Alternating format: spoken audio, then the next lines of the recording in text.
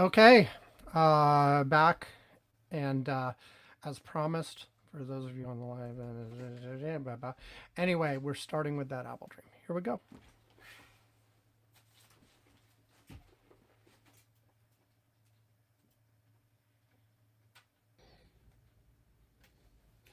I was at some sort of building,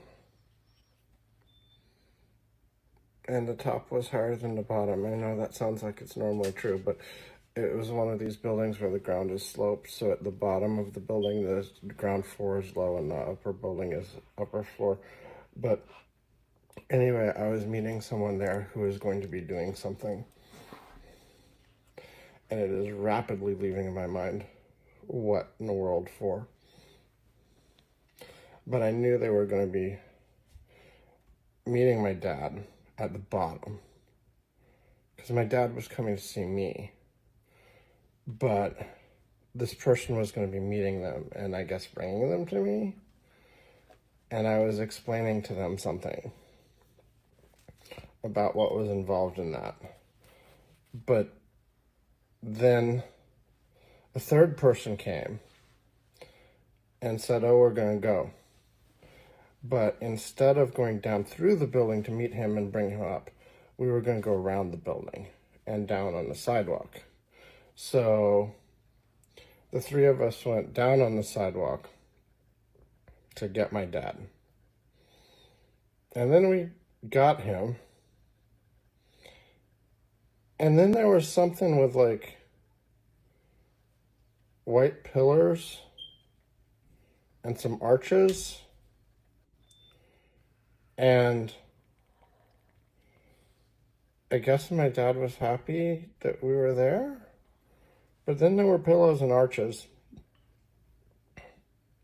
And then someone came through the room and I woke up and I froze so that they wouldn't see me. And I waited for them to come through again.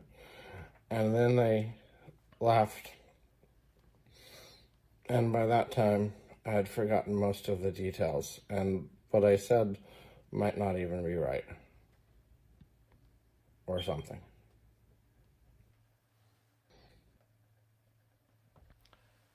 Okay, we are back. That was Apple Dream 11, which actually has been heard here on this podcast before, but it's probably been a while. So, whatever. It's the one that came up. I now have 74 Apple Dreams that have been published on TikTok.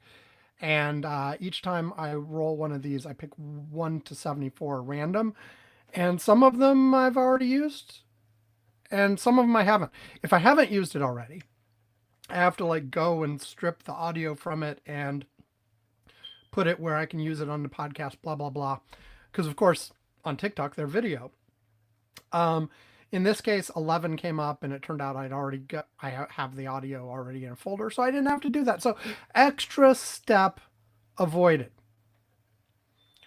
Okay, now we are, as predicted. I took a while. It is now the next day. It is Sunday, August 23rd, about 21:15 UTC. It'll be 21:15 in like 30 seconds. Anyway, I'm only going to do one more segment today, not two more segments. And because I got to run to the airport later today. I mean, at the moment, I've still got quite a few hours before I need to leave for the airport, but I have to finish getting this podcast out, and then I have to pack. And then I probably want to take a shower before I go and get on a plane with other people. And I told my son I'd watch like one more TV show with him if there was time. So I want to do all those things. So I've got stuff to do. So I want to just wrap this sucker up. And what I'm going to do, I'm going to just do a lightning round of all of the more serious topics that I had here. And just talk for a few minutes on each of them. I will probably end up going down a rat hole on at least one, but that's the plan. That's the plan, and then I'll wrap it up, and I'll try to actually get this podcast out before I leave for the airport too. Although I was thinking, I could do it on the plane. Although, I might want to sleep. It's one of those red eyes. I might want to sleep. That would be fun. That would be exciting. I don't know. We'll see. I usually sleep a little bit on overnight plane flights, but not a lot. Yeah, so who knows? We'll see. Okay. These first few, I'm like, first is Trump in Korea. This week, he had the thing where, he reduced in scope military exercises with the South Koreans because he said he would cancel them if he could, but it was too late to cancel them, so he was reducing them in scope. And he said that's because he didn't want to antagonize his good friends in North Korea, and also implied that part of the reason for this was South Korea wasn't helping enough in Iran. Even though, North Korea is helping the Iranians in Iran, it's just. And look, the next thing, they go sort of hand in hand, is Trump and Oman, where he threatened Oman, said they shouldn't be trying to negotiate separately with Iran and they're not cooperating enough. And, he threatened to attack Oman, which is Oman, which is, been an ally of the U.S. for a while. We've had bases there. We've had arrangements with them. We've had whatever. All of this stuff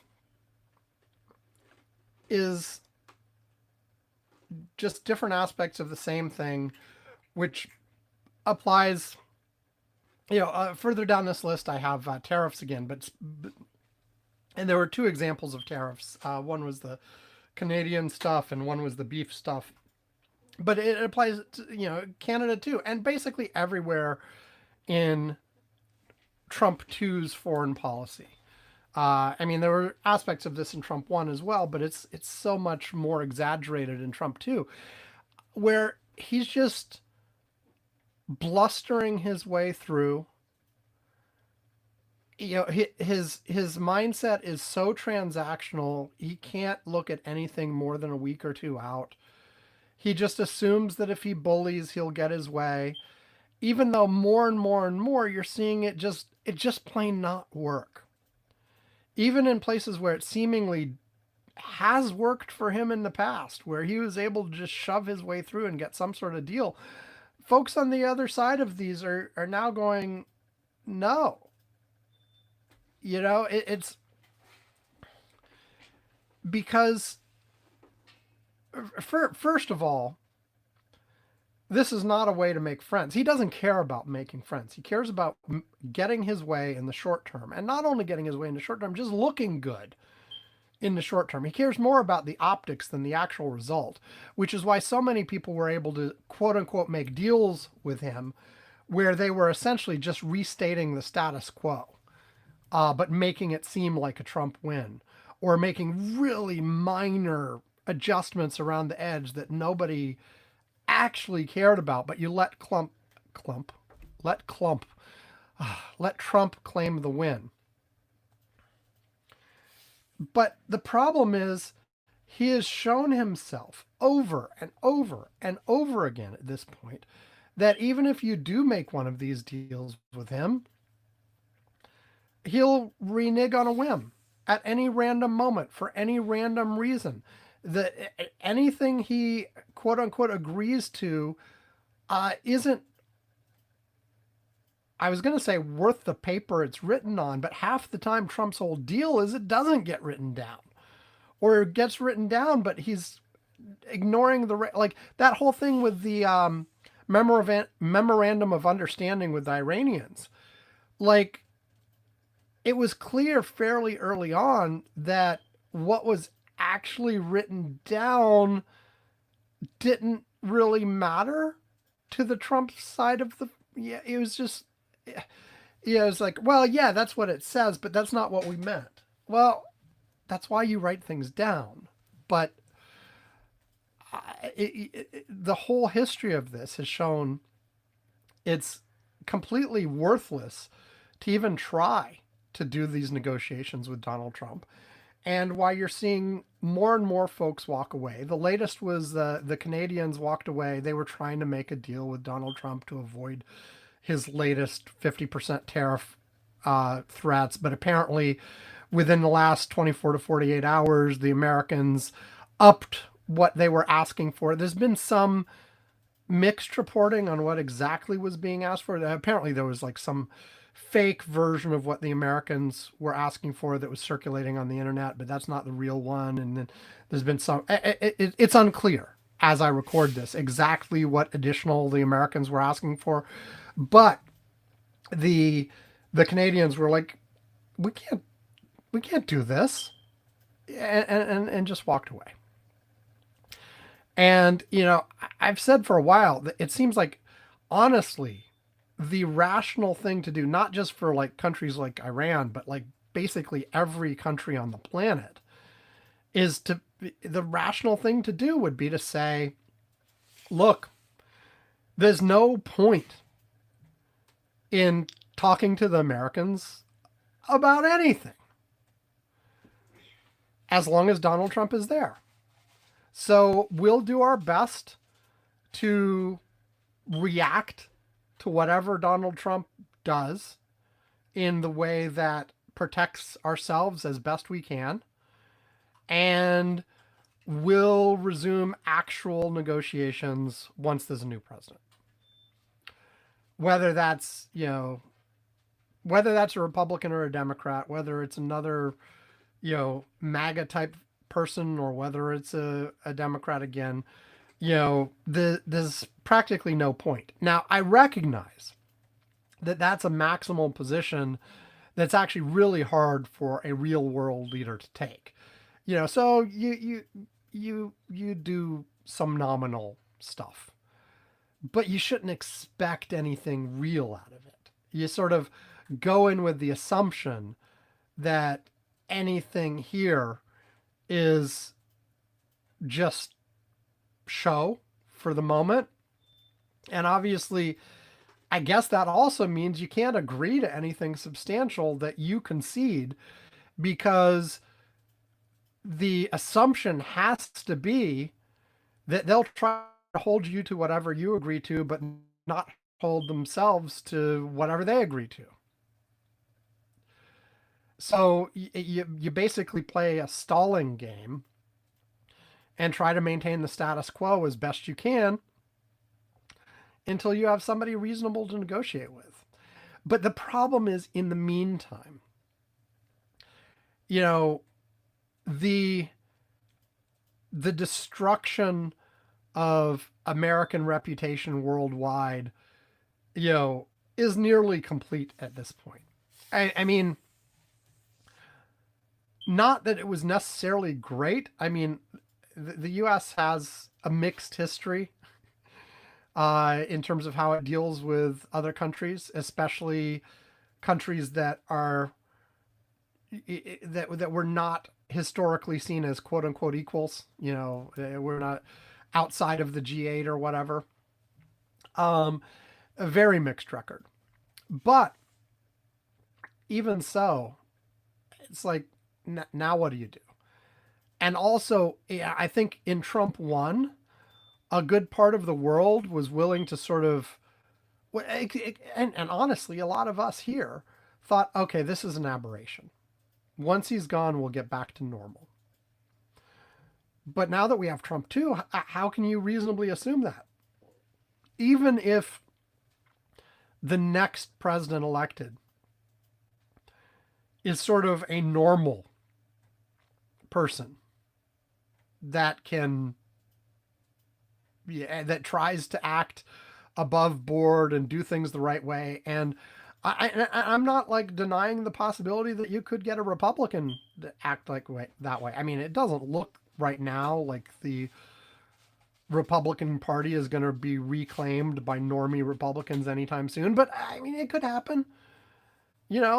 This, if you'd had Jeb Bush instead of Donald Trump, none of this would have happened. But anyway,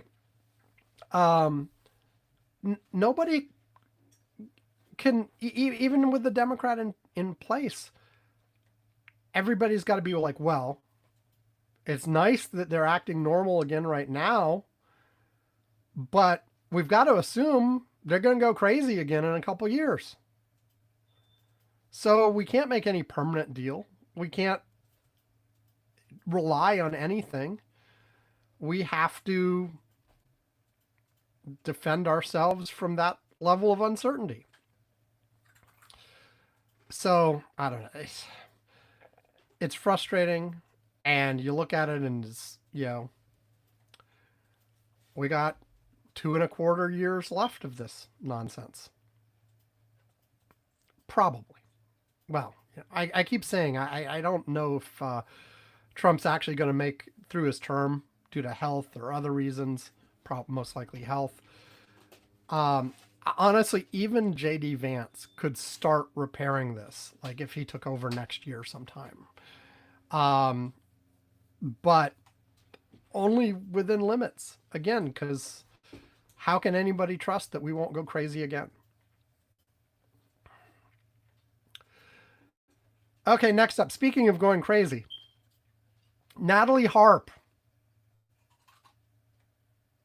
Yeah. So there have been whisperings about this woman going back months and months and months.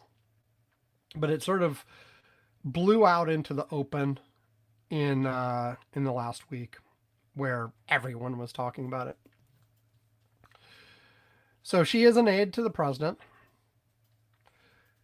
She was known, going back to the campaign, as the human printer, because one of her duties, apparently she helps with social media and stuff, but one of her duties, she followed the president around with a little portable printer, and when she found news articles that were positive towards him, she would print out the articles so he could read them.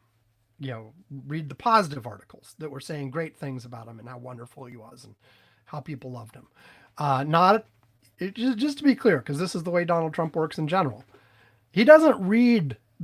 Well, he doesn't read. I could just stop there. But he doesn't care or want to know about the stuff that is negative. So what he is fed is a media diet of people saying how wonderful he is. And that was part of her job. And I guess she does other things too. There's some video clips of her, literally being the one typing out the Truth Social post while he sort of dictates it, stuff like that. The rumors that people have been saying, which as far as I can see, there is no actual evidence of whatsoever, but which increasingly have been out there in the rumor sphere, is that she also kind of acts as a nurse to him, in terms of people have been saying for a long time that Donald Trump has to wear adult diapers and they have to be changed periodically, and so the rumor is she's the one carrying around the diaper bag with spares and helping with those kinds of situations. Again, though, I don't know that I necessarily believe that. Is it within the realm of possibility? Sure, it's within the realm of possibility. But I feel like when you hear things like that, it is more likely than not that it is people making things up. That it's just people saying, hey, what's the most embarrassing possible spin we could put on this? Let's try this. Let's say that Donald Trump needs diapers and that Natalie Harp is the one carrying around the diaper bag and helping change him when he needs it.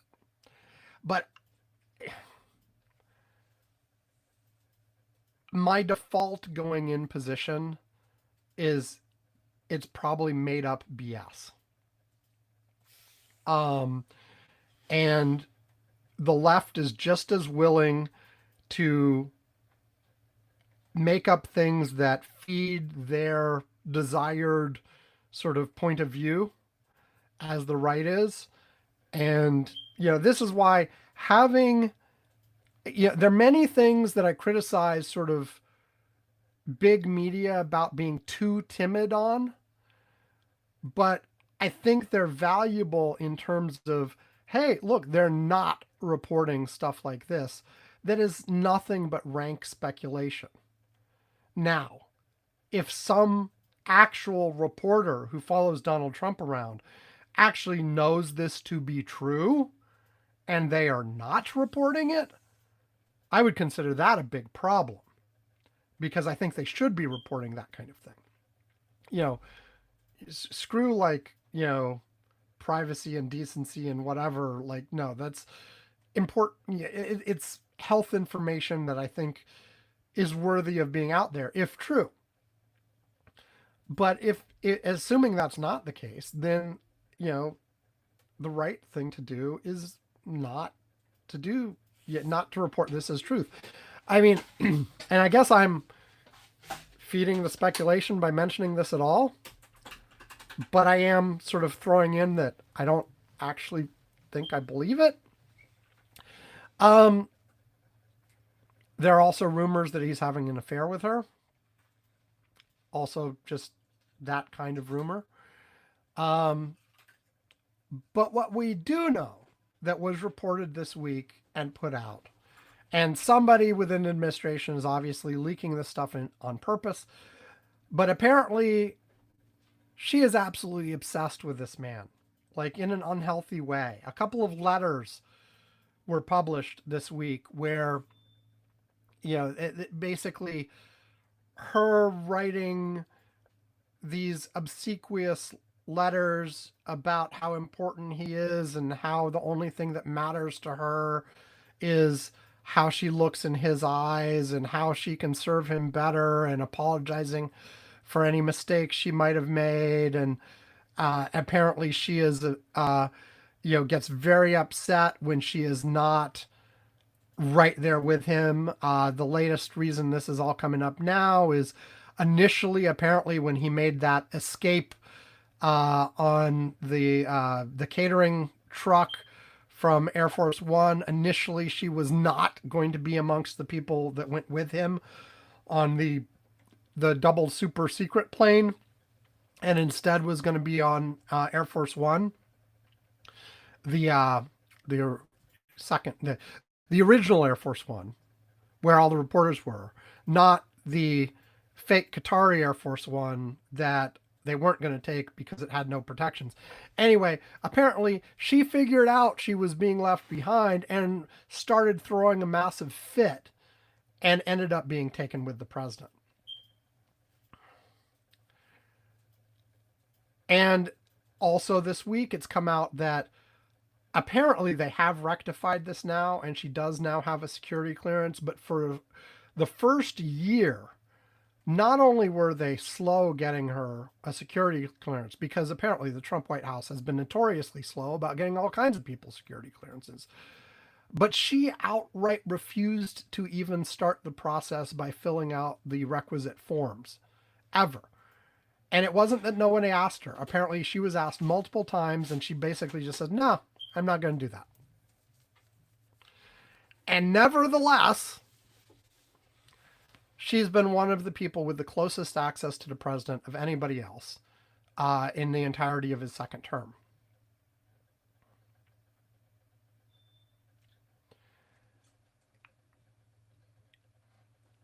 This is, I've heard lots of interviews with people in previous administrations, both Republican and Democrat, talking about how they couldn't even imagine this happening. How all of the previous administrations took security clearances seriously. If you were a close aide to the president, you damn sure had one in a timely fashion. And if there was any problem with that, you'd be out of there. And once again, this is, the Trump administration doesn't care about any of this. That all of the look, and I will fully admit, like, if I was dropped in the middle of that environment, I am pretty sure I would also be frustrated by all the rules and regulations and policies and procedures that are there. But what you have to remember with something like the executive branch of the United States is everything there has been built up for a reason. There is some scenario that happened sometime in the past that is the reason that that procedure exists. And in some cases, you can be like, well, they were paranoid, or look, they were defending against something that was a real issue in the 1960s. But it's been a while since the 1960s. Things change. You need to revise those procedures. You don't want to be moribund under, ways of doing things that you don't want to be in a situation where, why do we do this? Well, no one knows. It's because the last people did it this way. Yeah, okay, I understand. You want to review things periodically and adjust them as needed. But just tossing them all out without thinking about it isn't the right way to do that. It's just, do we, and clearly this is also, by the way, look, the way these letters make her look, this is a textbook case of, she's a stalker. She is mentally unstable. If she, this is the kind of person you would want to keep away from the president, because you never know, they're going to snap or something. She's going to feel rejected and she's going to snap and she's going to do something you don't want her to do or whatever. But of course, the problem is she's exactly the kind of person that Donald Trump wants around him. Someone who thinks he's God, who thinks he's amazing and incredible, and whose only thought ever in their mind is what can they do to please him. And so, even if they're not having an affair, even if there's nothing, even if she's not changing his diapers, take all that out, she's still probably not the kind of person that, in theory, in like a general mode of thinking about presidents and the people who are close to them, she is not someone you would want there. But she's exactly who somebody like Donald Trump would want. With his narcissistic disorder, whatever he has, she's exactly what he wants. And she validates him all the time. I mean, going back to the printing out positive articles, but I'm sure her general attitude just adds to that. And of course, it doesn't hurt that she bears some passing similarities to Ivanka. I mean, people are like, she's an Ivanka clone. She's not an Ivanka clone. But they're both blonde young women, and Ivanka seems to have kind of moved on this administration. She's not around like she was the first administration. The first administration, she had a formal role. She was right there in the White House. She is not anymore. So, he needed a replacement, I guess. I don't know. Actually, it seems like Ivanka's role is actually significantly more substantial than Natalie Harp's role is. But I don't know. And the thing with all of this, going back, to a general theme, is like, this is now like, okay, we're going to move on to the next crazy story in like 5 minutes. Any one of the things, like, practically every day, there's a news story that, if it had happened in any other presidency prior to Donald Trump, it would have dominated the news for weeks and weeks and weeks, maybe months, and could well have taken down a presidency. And to quote J.D. Vance, if Watergate happened today, it'd be a one-day news story. Of course, J.D. Vance said that to try to minimize, well, Watergate wasn't that big a deal. Whereas the actual lesson to be learned here is, oh my goodness, this administration is so much worse than anything we've ever seen in the past. With everything, with corruption, with incompetence, with, personal issues, everything. And, it just goes and disappears.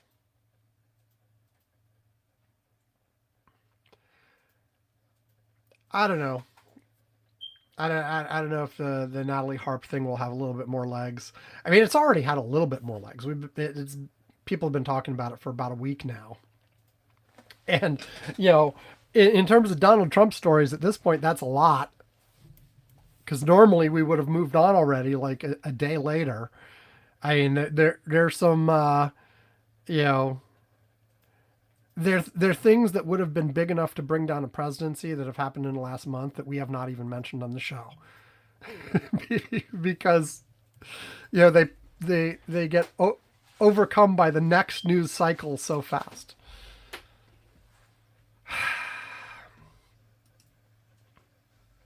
We had some elections next week. What am I even talking about? We had more primary elections. Um, I guess rather than speak about them individually, like we had some stuff in Alaska, we had some stuff in Florida. I think there were a few other points. Let me just speak more generally. I think we're continuing to see a picture that looks very good for the Democrats overall. We had Alaska happen, and it's looking like the Democrat has an advantage for Alaska Senate.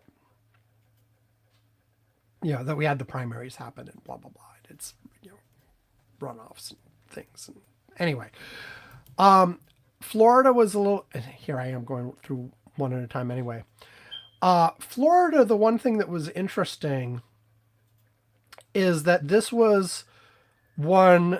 First of all, it had been like I'm not sure if there even was a primary poll. Like Vindman was expected to win here, and he's sort of a centrist Democrat known from Trump's first impeachment.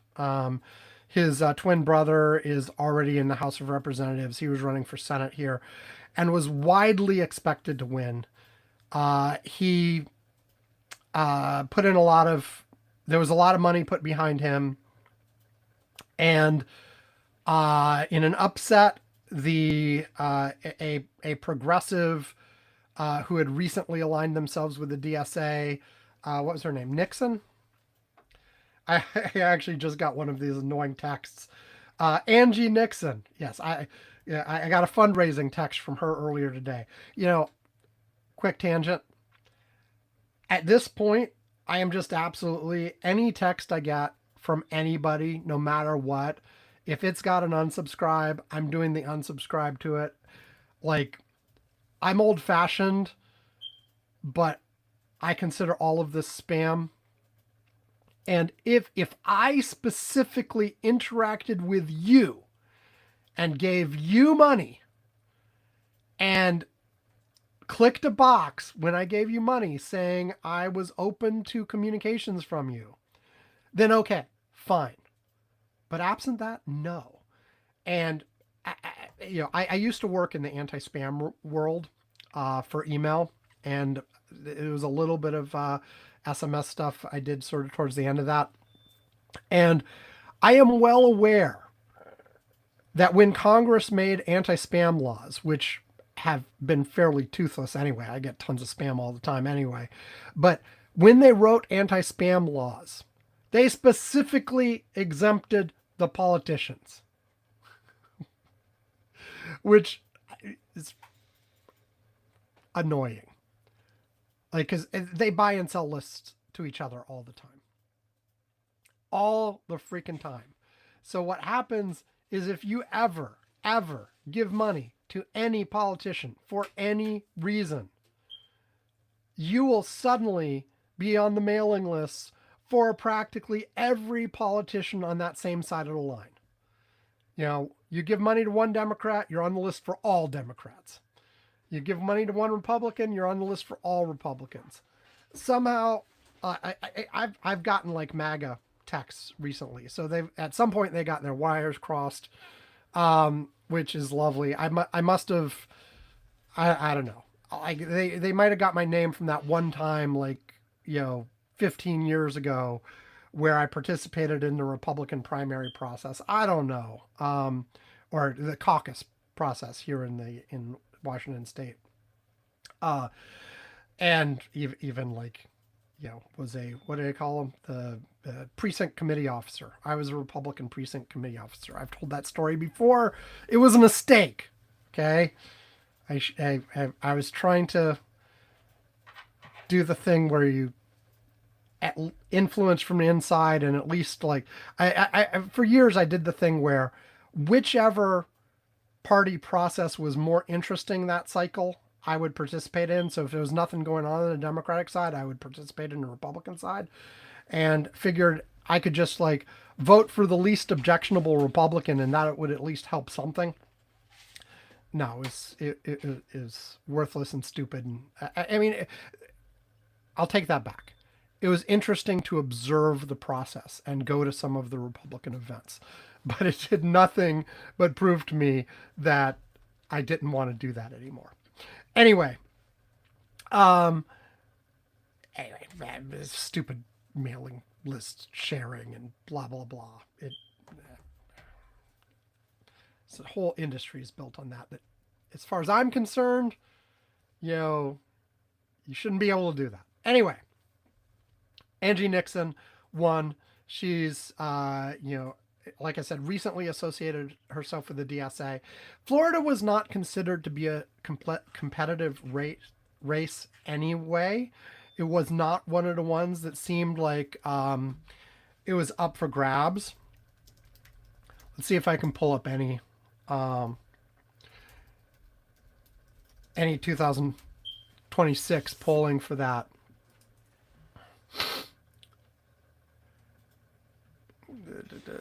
This is, yeah, like there haven't been many, but like Moody versus Nixon. I guess Moody's the Republican candidate here. The Republicans up like 10%.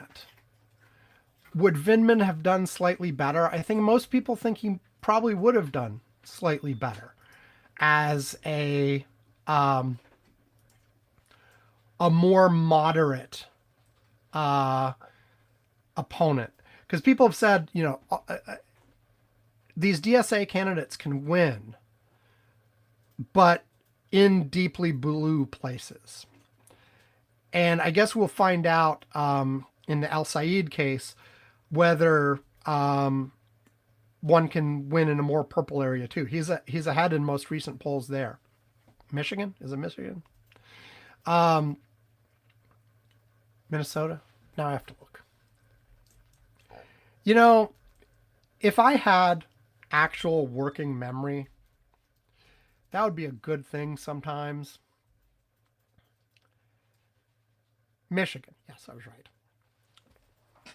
Anyway, so it's interesting to see Democrats feel that way. And I think it's one of these cases where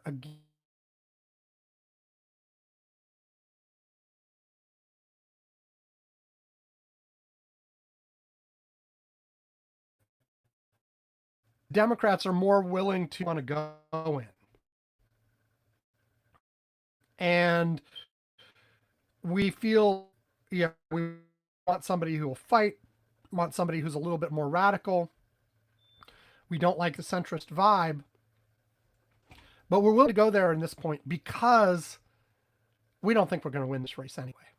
I mean, there are two scenarios, right? There's the states that are so blue that you feel there's no risk, and there's states that are so red you feel there's no risk because you're going to lose anyway, right?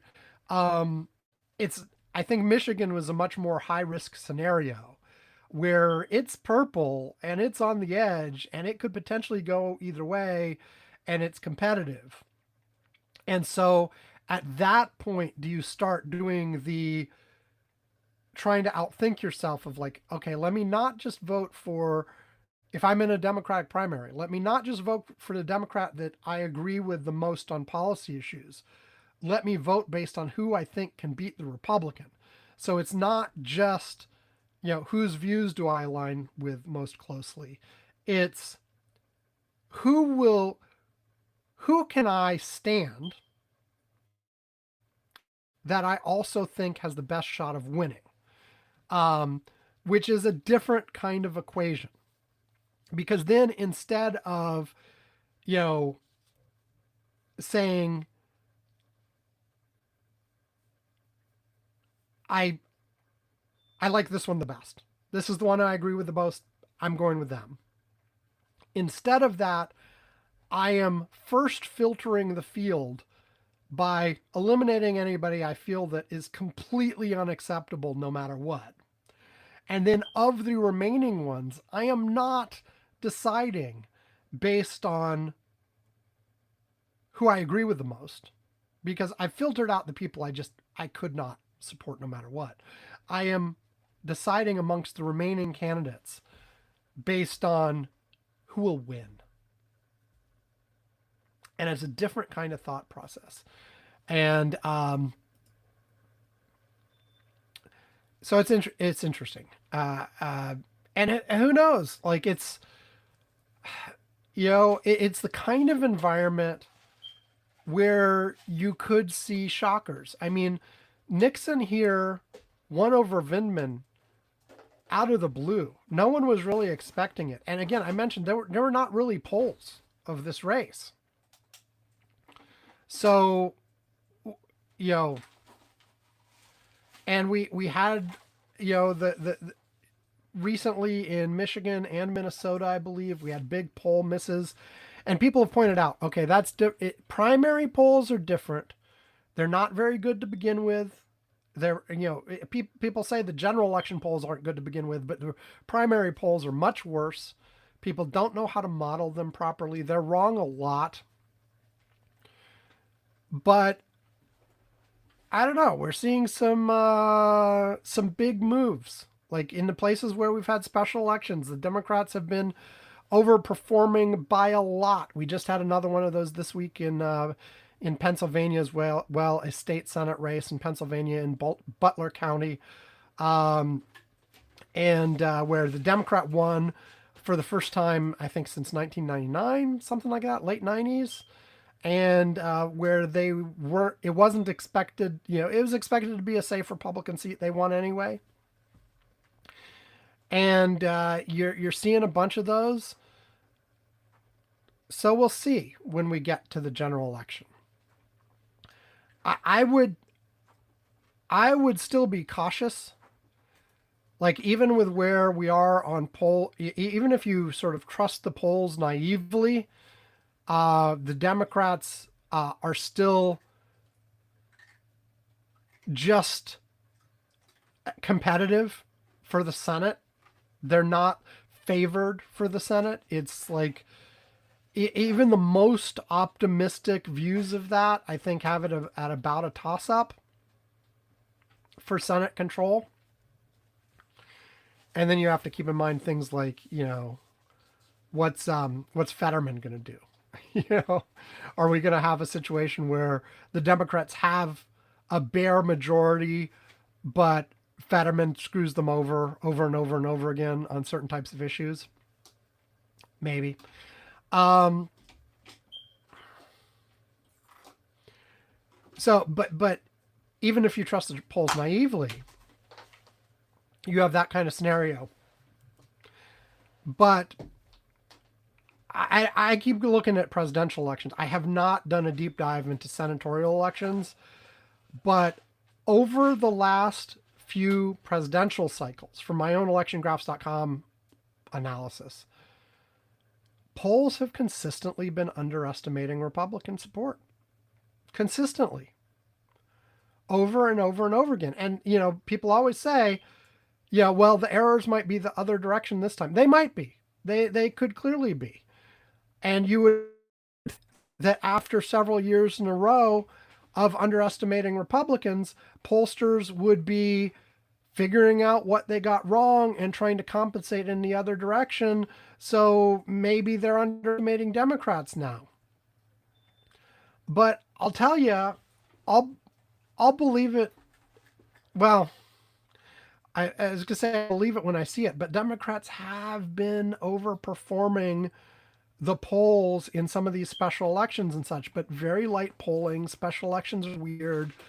I'm not. My going in assumption, until proven otherwise, is going to be polls are still underestimating the Republicans. Now, I hope to be proven otherwise.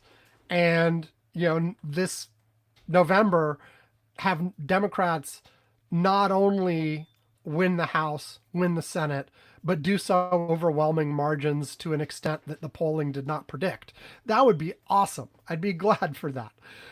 But until proven otherwise, I'm going to assume that the polls are underestimating the Republicans, which means if they're showing a toss up, assume the Republican is going to win. And again, part of this, I just have the general philosophy for most of life, not just for this kind of stuff, but like prepare for and expect for the worst case scenario and then be surprised by the best case scenario and happy surprise, yay, it did great, as opposed to if you start assuming the best case scenario. First of all, you're very likely to be surprised on the downside and have things come out worse for you, but also you don't want to have the level of complacency that comes from people saying, oh, we're ahead, we're good. I'd say that's a good part of what happened in 2016. A lot of Democrats who felt like it was such a shoo-in that Hillary Clinton would win that they didn't bother to show up, or they made a statement with their votes that they wouldn't have necessarily if they thought it was close. And I'm going to keep doing this forever.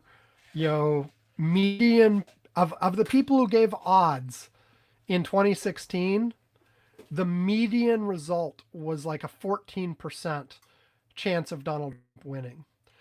And people have a tendency of rounding odds to 0, 50%, or 100%. That's not how it works. It's not either a coin toss or a sure thing either way. 14% is roughly like rolling a 1 on a 6-sided die. It's not quite exactly, but it's close enough. And so, yes, it's more likely to go the other way, but you should not be surprised at all. And people were shocked and surprised. And I said that was the median result. There were some that had it more, some that had it less, but it was the median of people who were giving odds back then. I did not give odds in that cycle. I started doing that in 2020. But anyway, best bet, assume the worst, act as if it's the worst in terms of like, yeah, you have to mobilize, you have to go all out, you have to do the work, and then hopefully you overperform. Okay. Maybe I'm not going to get through this whole list. We had a request from Bruce for AOC and Woke 1.0. I think, first of all, Tempest in a Teapot, this was badly reported. The quote that went around was AOC saying, Woke 1.0 was crazy, wasn't it? But in actuality, if you listen to the whole soundbite, she was quoting another politician who had said that. And she goes on If you listen to the next 30 seconds after that, um, to basically defend the ideas behind Woke 1.0. I think some of the conversation around this has just generally been bad. The time, first of all, the time frame people refer to as Woke 1.0 is generally speaking the time period around the George Floyd incident. And a lot, fundamentally, like the word woke, as it first started going around on Black Twitter, is basically being aware of systematic injustices, specifically systematic racism. And systemic, I should say, not systematic, systemic. And how even if you don't have people intentionally, consciously, vocally being directly racist, there are still effects of that on society. And that there are things baked in through the history that still have an ongoing effect. And that was the original meaning of it. And then, the right wing got a hold of it and they made it a caricature of itself, and they sort of aligned it to all of the sort of tendency of certain people on on the left to police language and make sure everybody was saying things the right way. And no, you have to, this is the right viewpoint and this is the only right viewpoint, and if anybody deviates from that, then they're evil and need to be excommunicated and stuff like that. Which I think is, there are people out there like that. They were always sort of a vocal, annoying minority. But of course, they become the poster children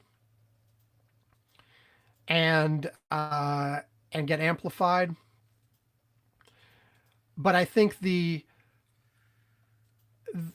general point of quote unquote wokeness in whatever distorted form it is from the original at this point is simply like respect where other people are coming from and understand, you know, it's basically empathy again.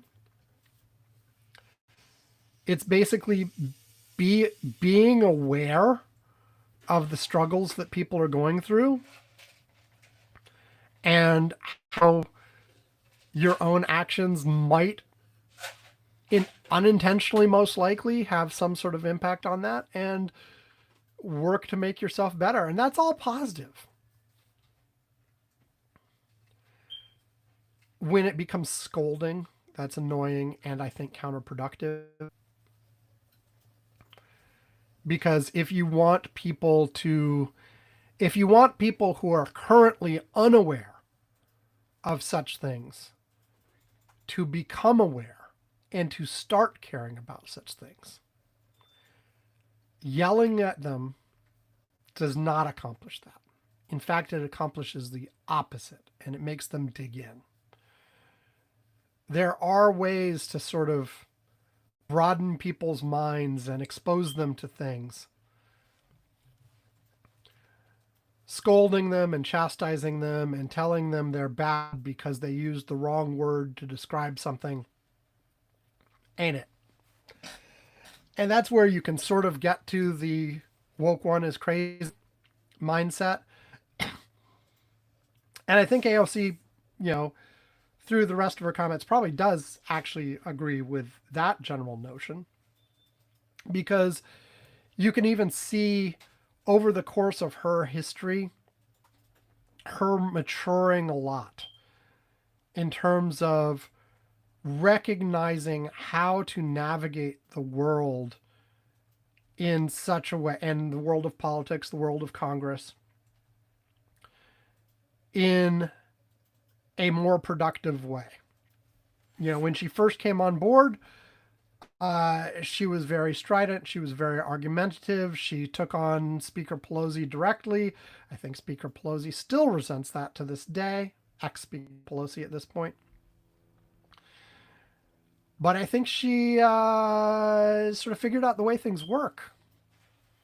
And, she's been working with Jeffries on certain things. And she supported Biden in 2024 because that was the way to win. At least, once it became clear he was going to be the nominee. And she worked all out for that. And during the Biden administration, she, at certain key points, backed down and went with the flow in order to get things done, even if it wasn't 100% of what she wanted. Now, there are people to AOC's left who now think she is a traitor because of all of that. I think it's more simply a matter of learning the ropes, of maturing a little bit, and becoming a good, very formidable politician. Her communication skills are excellent. She knows how to make a point. She knows how to navigate modern media. So, she's not one of these folks who's still like, hey, I'm going to go on the Sunday shows and that's all I have to do, or I'm going to talk to the New York Times. No. Um, but you mix that with a dose of practicality and a dose of realism, and she's very formidable. There's lots of talk about her running for Senate in New York or running for president. Um, we'll see how that goes. I think it's sort of like the time is ripe to strike. It was sort of just like Barack Obama. People were like, he has to put in his time and wait his turn. And to a certain degree, yeah, that would be nice. Get a little bit more experience under the belt. But at the same time, there's certain time where if it's going to happen, then you got to do it while you're hot. And she's hot right now. And I don't mean physically. I'm talking about like her political star is still rising. It hasn't peaked yet. Um, and so now might be the time for both. Um, I think she might have a better shot at Senate than the presidency. I'd have to check some polling on that, um, but whatever she's going to try, uh, sooner, or she could decide that the way she wants to go is to stay in the House and take on Jeffries for leader at some point. And again, there it might not be there yet. I think that one would actually take longer to get there. You need the right composition of the House in order to do that. Something like the president or it would be possible to sort of do a coup sooner,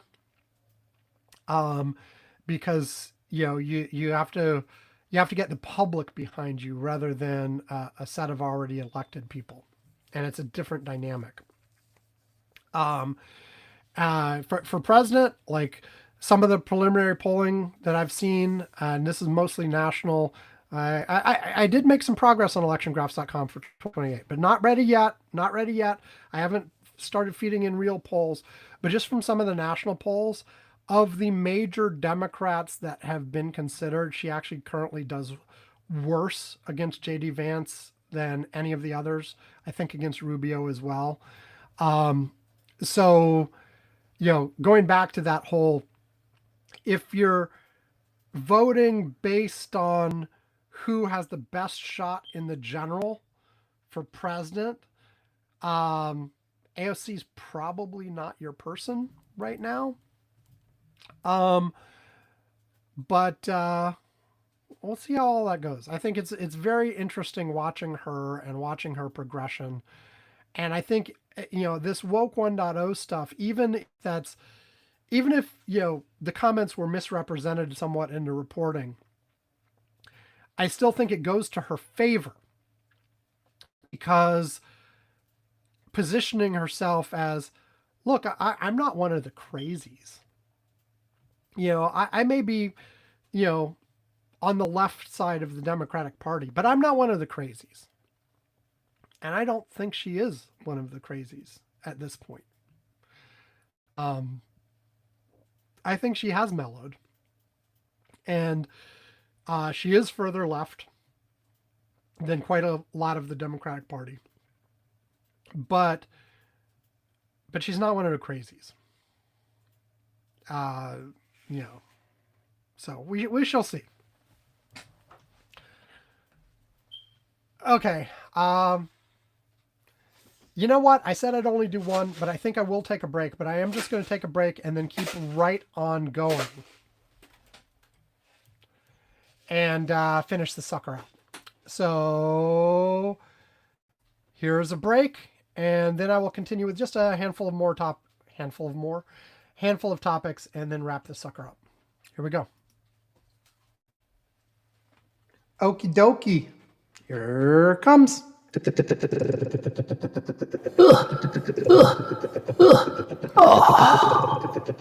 is just my internet being stupid.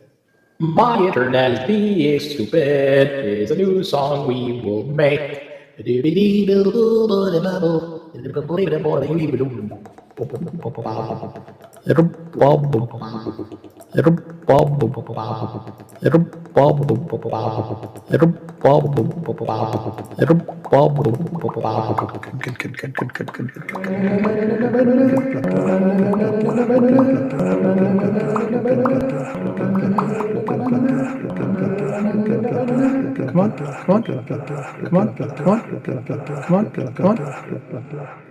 I'm tired. What's wrong? I'm really tired. It's amazing. Show on the road. There's a road? There's a road? Oh my god, there's a road! Okay, I'm back. So next on the list was bond yield stuff. But I'll tell you, I put that on the list to ask Yvonne about it. I will save it for now. There was a lot of talk this week about bond yields and the Fed and the economy and inflation and all this kind of stuff.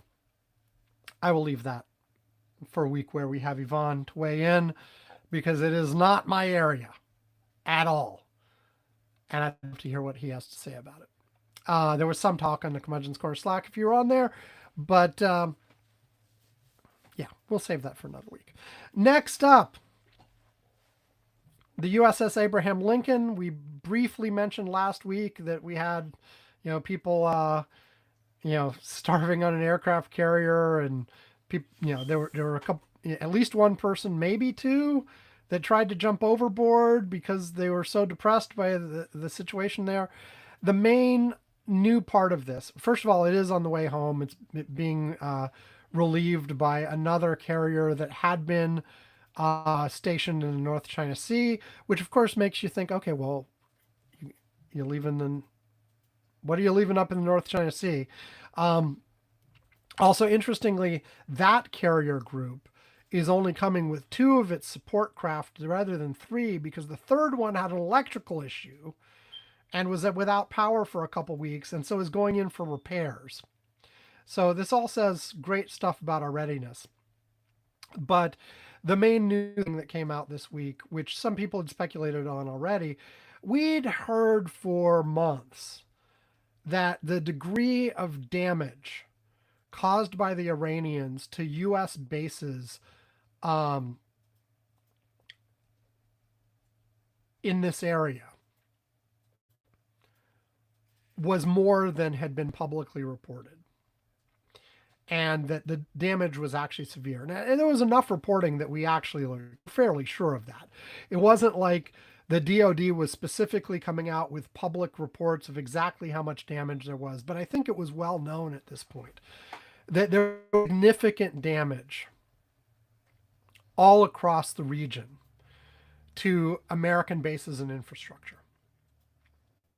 But what came out specifically this week is that part of that was that the specific logistics supply base that was used as the hub for resupplying American positions throughout the entire region, meaning things like this aircraft carrier, but also other bases, other places where troops are stationed, etc., was essentially completely destroyed by the Iranians in the opening days of the war. And so for resupplying the Abraham Lincoln and other ships in the area who are apparently in just as bad shape or potentially worse than the Abraham Lincoln, they couldn't use that base at all for resupply. And instead, we're having to reroute all of the supplies through Diego Garcia, which is in the middle of the Indian Ocean, which is a lot further away. And apparently the pipeline is just narrower. So they were able to get less supplies to the region. And we've also, had reports that the depletion rate of other armaments was far worse than has been reported too. I mean, we'd heard these things before. We'd heard that, a significant portion of the anti-aircraft, missiles like Patriots and other things was significantly depleted. A new report came out this week that apparently, I guess, medium range missiles or whatever, we've used 90% of what was available. And so basically, our presence in that whole part of the world is significantly degraded at this point. We talk about, we've degraded the Iranian military. Well, we've degraded our own as well. And they've degraded. So both things. One, they did a significant amount of damage to us that was mostly unreported, or if it was reported, was not given a level of prominence. And also, we've just depleted ourselves by using stuff up. And so as Donald Trump keeps, as we keep veering back and forth between threats and non-threats, and we're going to negotiate, we're not going to negotiate, we're going to bomb them to the Stone Age. Meanwhile, our ability to actually do any of these things is actually significantly diminished from what it was before this all started. Which points again to the fundamental problem with this whole engagement, which was it was done with the assumption on day one that we would do one limited engagement a few days long, the Iranian government would collapse and then give us everything we wanted, and it would be over. There was no preparation or planning for anything that was long term. There just wasn't. The situation was ignored. And I say ignored, not thought of, because apparently quite a few people did warn them. They were just ignored. So that's where ballroom.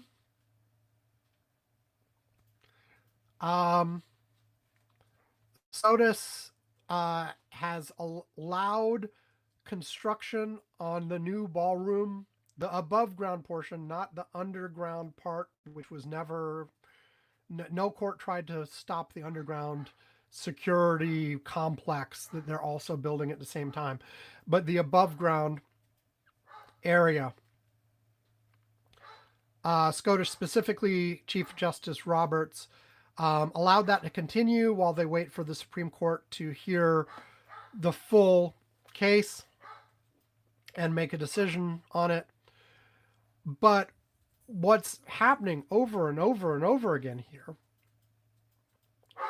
in this particular case, in others too, but in this particular case, is this means facts on the ground can be created. Apparently there are reports that 60% of the work for the ballroom is already done, actually. And you end up with the courts in a very different position at the end. If comparing, can you say, okay, stop construction until Congress can weigh in and decide what to do here? Versus, there's a building here. What are you going to do about it? Is the court going to order them to tear it down? Chances are no. Is the court going to order some sort of slap on the wrist fine?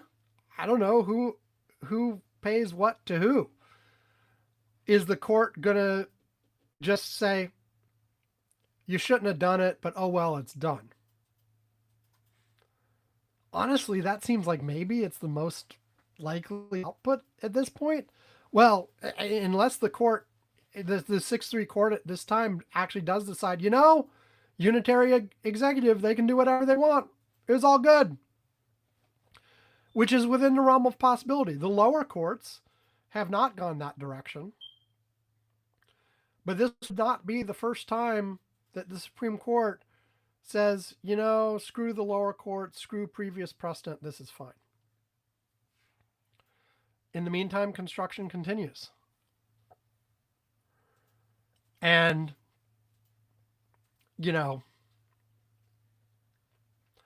I don't know. I think all of this points again to a problem with the speed of our processes. I mean, ideally in this scenario, the courts should have been able to stop this before the first bulldozer started in on the old East Wing. The fact that the East Wing was actually demolished before anything really started happening in the courts is a fundamental failure in and of itself. The fact that we are many, many, many months later and construction has been going on in the meantime is also a failure. And as much as I agree with those folks who are like, hey, President AOC or whoever on their first day, in 2029, one of the first executive orders is tear it all down. Tear down anything built during the Trump administration. Put it back how it was.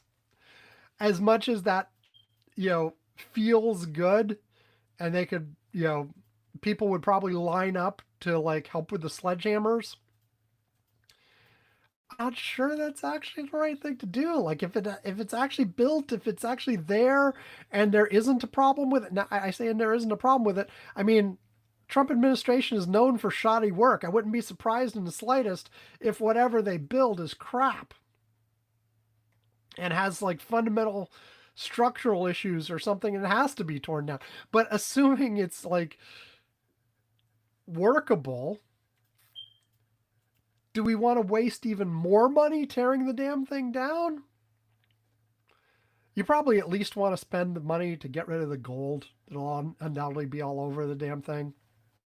But and try to minimize it, make it as good as possible. But I'm not sure you really are going to tear down the whole thing. And even if you do tear down the whole thing, I'm not sure that the right thing to do is to rebuild the East Wing exactly the way it was. You're going to want to put something better than what was there before, even if it's not this monstrosity. But probably you do need to let Congress weigh in. Given the state that actually exists on the ground, whenever we get there, what does Congress actually want to do? I don't think I don't know. It's a disastrous mess, just like everything else. Okay, tariffs. We mentioned the tariffs in regard to what I was talking about with Korea and Oman and Trump foreign policy in general. I think this is just the Canada thing is just another example of that. The beef thing, the biggest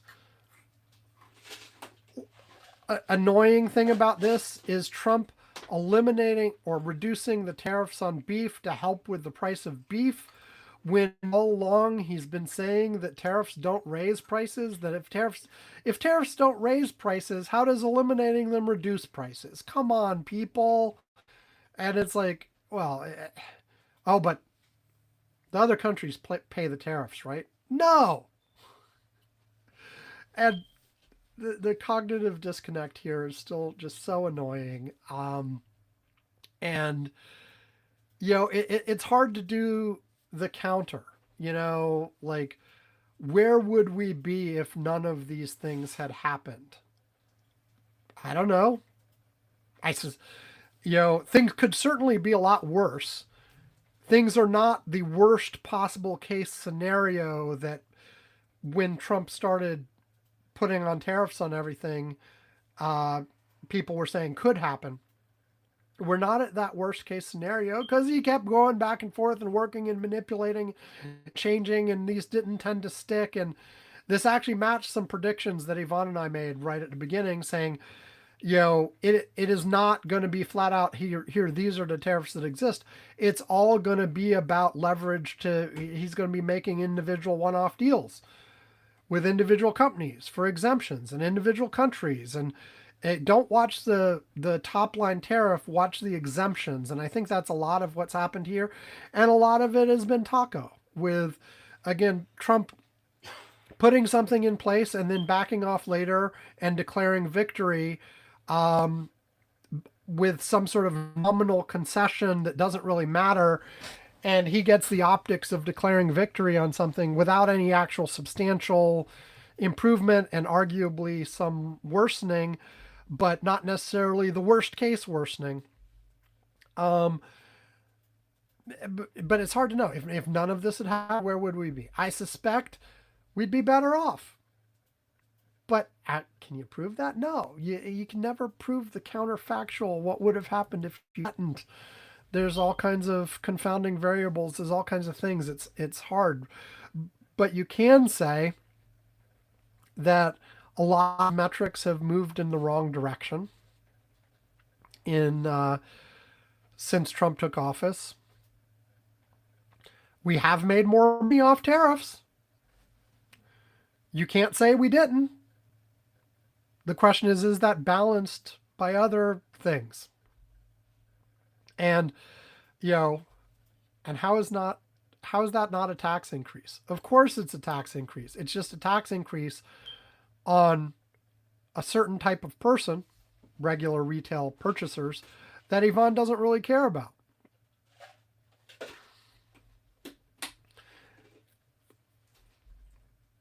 Anyway, one last thing. Then I'm shutting up. This morning, a few hours before I started recording this second and third part of the podcast, there was reporting that Speaker Jeffries had a meeting with Jared Kushner on how, assuming the Democrats take control of at least the House and maybe the Senate after this election, how they might find some common ground and some things to work together on in the coming term of Congress. Now, putting the best possible spin on this would be like, okay, look, of course, regardless, there's certain things that are going to have to get done. You can't not talk to the opposition. It's good to feel them out, get a sense of where they are. And talking doesn't hurt. And maybe there are some areas of agreement that some work could get done on.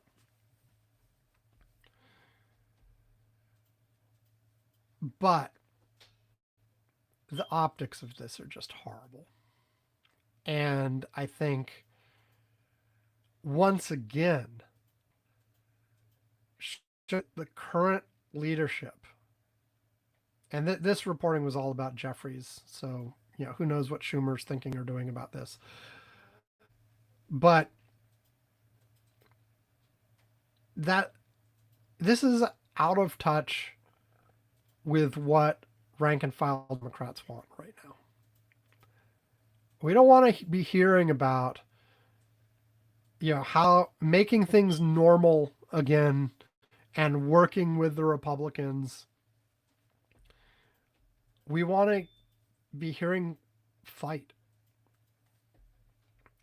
And look,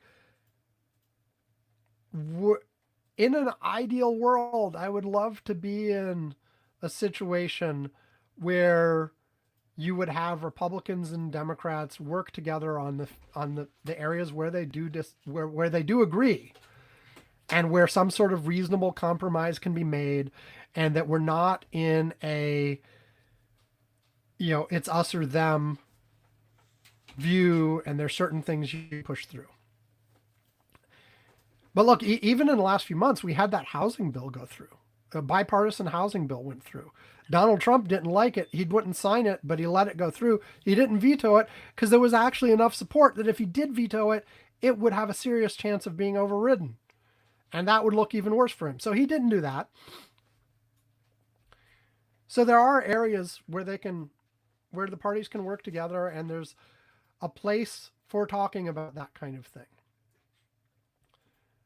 But Jeffries talking to Jared Kushner right now? No, come on. If that conversation happened at all, it should essentially have been Jeffries saying, be ready for the subpoenas. Be ready for us to go after you with everything we've got. Now, I recognize there's a push that says, look, we're talking about winning elections right now. And over and over and over again, people are letting us know. I hate quoting him because he's an asshole and wrong about a lot of things these days. But to quote Carville from decades ago, it's the economy, stupid. People are caring about affordability, about cost of living, same thing, and the traditional pocketbook issues, and they want to know that you're going to do something about that. And there are lots of folks who are just tired of Republican versus Democrat, of anti-Trump stuff. And so I'm not saying from a political point of view to try to win 2026 or 2028, the right thing to do is to focus on, we're going to nail all these bastards to the wall for what they've done the last few years. However, that should still be a core principle that you're not letting go of. Because, frankly, I think there's a very strong argument to be made that you have Donald Trump in office today because you didn't properly deal with him in 2021. And frankly, there's an argument to be made that,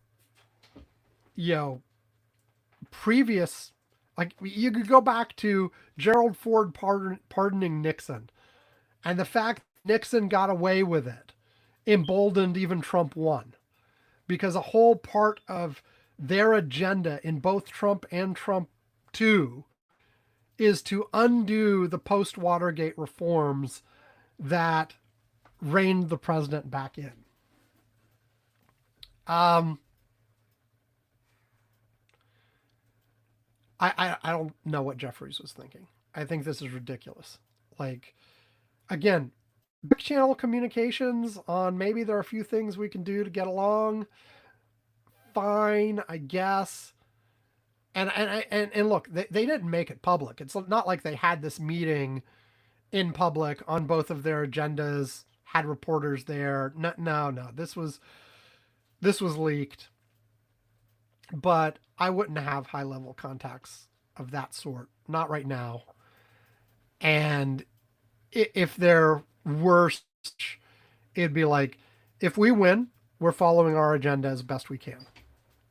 And that agenda, by the way, includes holding people accountable for wrongdoing they've done during this administration.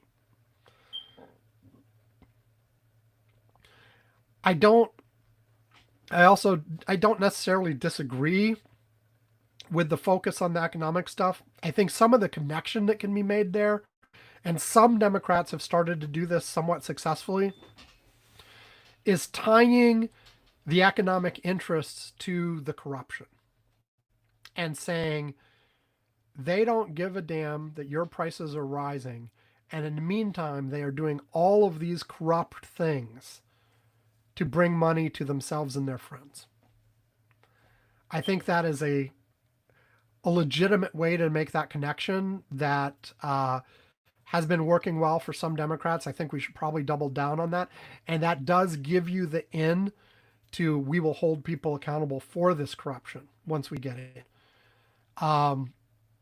That's a legitimate line. One thing I think the Democrats need to be careful about, though,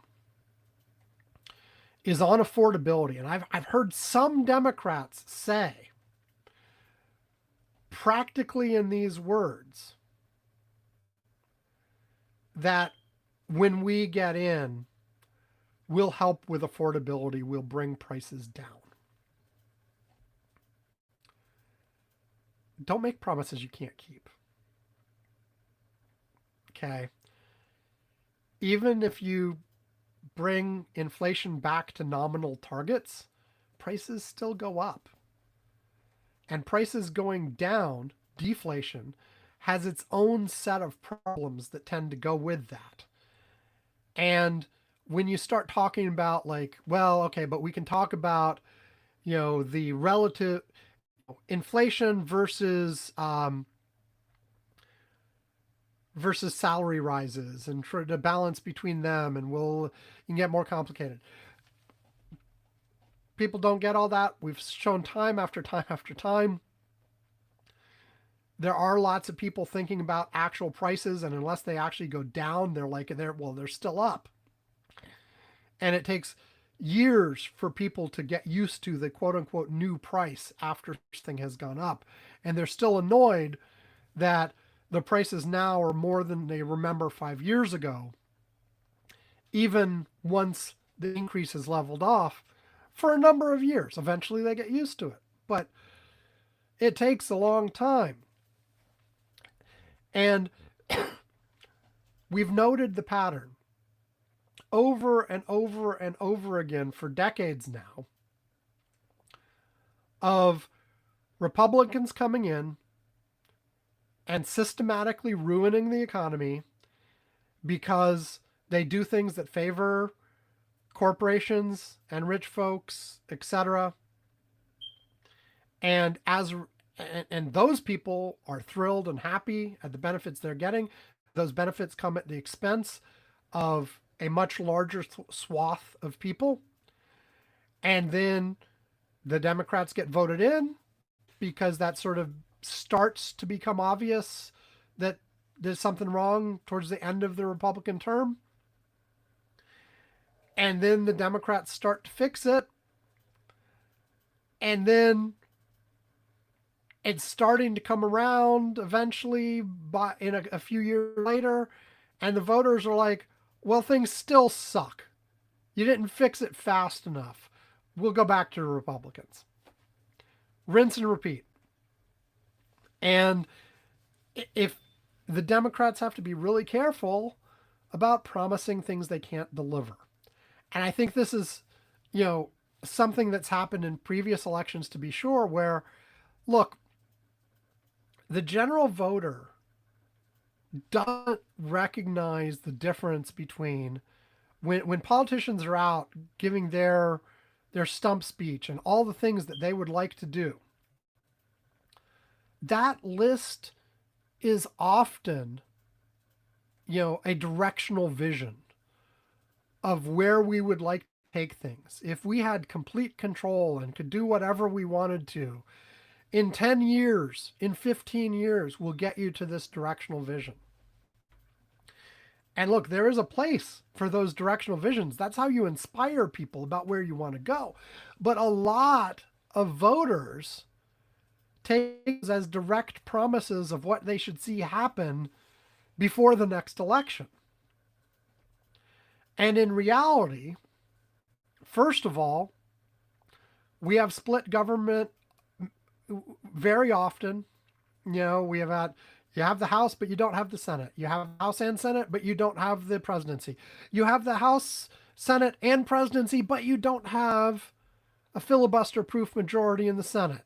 You have all of these kinds of things that keep you from actually implementing things, where you may try to do the things you promised, but are unable to actually deliver because of structural impediments, or you get past all of that and the Supreme Court undoes it, right?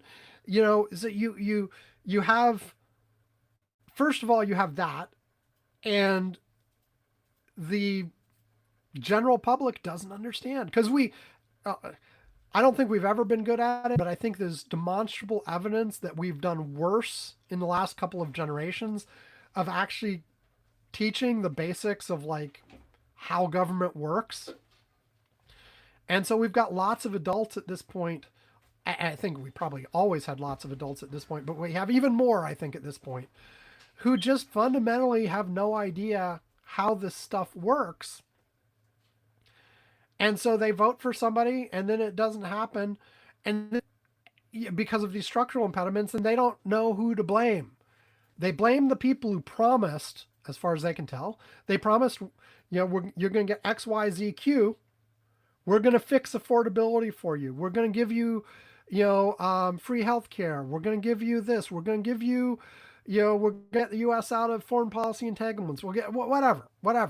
They're going to not understand what's actually possible and what's not. And then sometimes, they wanted to get out of Afghanistan. Joe Biden got out of Afghanistan, and then people were still upset because of how he got out of Afghanistan, right? So there's some cases where you can't win no matter what. But then also, even if you do everything, the Affordable Care Act, well, that's not everything, but the Affordable Care Act is one perfect example of the fact that, hey, things take time anyway. Even if you through the policy agenda that you had, things don't happen in the snap of a finger. It takes years for everything to get fully implemented. And again, Yvonne and I, one of our recurring themes has been like delayed reaction stuff, where some policy happens, but people don't feel it for years and years later, by which time their mental connection between cause and effect is broken. Because they, whether it's credit or blame, generally speaking, the credit or blame happens to who's in power when they start feeling it, not who is in power at the moment the policy change happened. And so you got all this. So I think, Democrats have a fine line to try to figure out. First of all, yes, you have to emphasize the pocketbook issues because it looks like that's what the general public cares most about right now. But second, I don't think you can ignore taking this administration to account and properly having consequences for the fact that they have systematically broken so much of, the institutional safeguards that this country supposedly had, while not making people think you only care about process, because people don't care about process. And people don't like the institutions, so they don't like to hear defending the institutions. You have to worry about like building something new to replace it. But there has to be some sort of accountability. And in the case of the Democrats, you also can't throw people under the bus. you can't just, for instance, say, oh, well, we're not going to worry about the rights of trans people because that might hurt us a little bit in the polls with certain groups of people. You can change what you emphasize, but you can't just like say, oh, never mind. Bathroom bills are fine or whatever, or let's just go along with them on transports or whatever. You can't throw people under the bus either. You have to have strong convictions on things and stick to them. And I've said before, you also can't be making policy decisions based on reading the polls. You probably should make some messaging decisions and what you're going to emphasize based on the polls, but you can't be making the policy decisions based on the polls. That is, nobody's going to respect that. Okay, I went a lot farther than I intended to, and I gotta get this together and pack. I've got I've got about 3 hours till I should be in the car on the way to the airport. So I gotta get hurried and do the other stuff I need to do. So I'll just wrap up. Thanks everybody for listening to yet another Curmudgeon's Corner. I apologize for being without Yvonne. Like I said at the beginning, he had something come up unexpectedly at the very, very last moment. And at the moment, I don't know what we'll do next week. There will be a show. I will guarantee you there will be a show. How long it is, whether it's both me and Yvonne, or whether it's just me, or, I don't know. It could be another full-length show like time. It could just be me recording 15 minutes or something to make sure we're not missing anything. But there will be something. I guess unless my plane crashes or something. You never know. But I hope that doesn't happen. Anyway, thanks everybody for joining us. Curmudgeons-corner.com. Go to the website, see all the ways to contact us. See transcripts of old episodes, listen to our archives, all this kind of stuff. And of course, there's a link to our Patreon where you can give us money at different levels. We will mention you on the show. We will ring a bell. We will send you a postcard. We will send you a mug. I still owe Emily her replacement mug. I'll remember someday. I promise, Emily, you'll get a replacement mug. And yeah, and at $2 or more, or if you ask nicely and we feel like it at the moment, we will invite you to our Curmudgeon's Corner Slack, where Yvonne and I and a variety of our listeners are chatting throughout the week. Let me give it's a great place. More of you should join us more often. Even the people who are already there, some of you should be there more often. There's always a core group of people who are there every day, and then there are people that just check in every once in a while. It'd be nice if you every once in a while people graduated to everyday people, Anyway, let's highlight from this week. Oh, I'll mention one. I shared a story from the Straits Times, of a Chinese movie. Oh no, I didn't want to go to a TikTok. I'll just give the high level summary. Apparently, so yeah, it wasn't Straits Times. It was a link to a TikTok from the Straits Times, not an article. Anyway, there was a movie that a mother and son pairing made in the Chinese marketplace. Computer animated, done on a shoestring budget. I think it was a few $100s, they said. It took them several years in their spare time to make it. They actually got it done and released in a few theaters. It did horribly It made like a couple $1,000s in box office, which I guess if they only put a couple $100 into it, it's not that bad. But the thing is, it became viral for me for how bad it was. It was outdated animation. It was low quality animation. They did their own voice acting. They did their own music, and apparently it was just comically bad.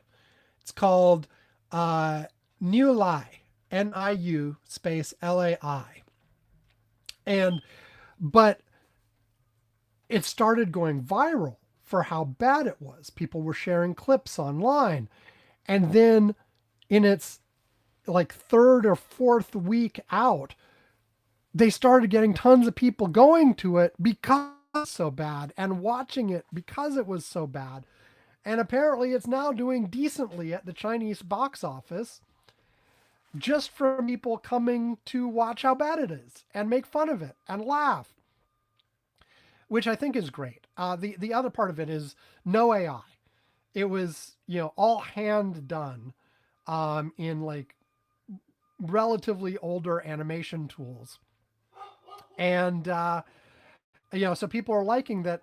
Hey, it's not AI slop, it's human slop. It's still slop, but it's funny based on how bad it was. And, I've mentioned on the show before that there is a difference here. There are certain things that are just bad. Are bad and are not enjoyable at all because they're just painful to watch, they're cringe inducing, they're unpleasant, they don't achieve what they want to achieve at all. But there is this category of so bad it's good, where it is so bad it is funny and it is enjoyable and it's fun to mock it as you watch. And apparently this is in that category. And I have, of course, added it to my long master list of movies I want to watch someday. And we'll see. Anyway, it's got like, they're Google it, search it on your favorite video app. There are tons of clips of it online. And it does indeed look horrible, but it does look like that kind of horrible that you could enjoy watching, at least for a little while. There's also a certain tolerance for that kind of thing. It's some things might be amusing to watch because they're so bad for 5 minutes, but don't. By the time it's an hour, it's painful. Other ones can sustain a good hour and a half, 2 hour movie. You know. Anyway, and Alex and I have certainly watched movies of that category before. We just watched another old King Kong movie the other day, and our review of King Kong Escapes from the 1950s will have to wait for another time. But I'm thinking of it in this context for a reason. Anyway, I don't know if you guys can hear the dog or not. I mentioned earlier in the show I've got noise canceling that sometimes removes some of that, doesn't remove some of it, and sometimes I pause anyway just to be sure. I'm not pausing. I'm just keeping going while for me here there's lots and lots of barking in the background. If you hear it, then great. If you don't hear it, well, just know that I'm hearing a barking dog right now. And yeah, maybe in the future I don't know. I'll see if I can hear the dog. And that will inform my decisions on whether or not to bother pausing in the future when the dog is barking. Also, there's like other the post processing that I do has started offering a beta of a new mode that removes even more background sounds and makes it sound more like you're in a studio. I might try that sometime. Maybe this week, maybe not. Nah, probably not this week.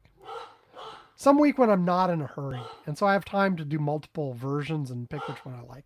Anyway, I don't know. Goodbye, folks. Have a great week. Stay safe. We'll talk to you next time. Goodbye.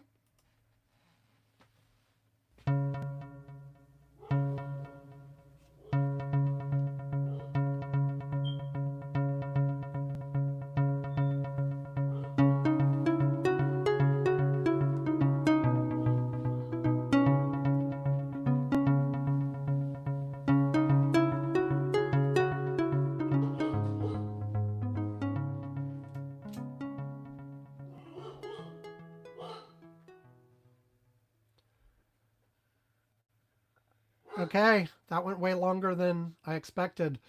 I'm hitting stop now on the live stream, and I'll go try to slap this thing together, get packed, and go. Bye, folks.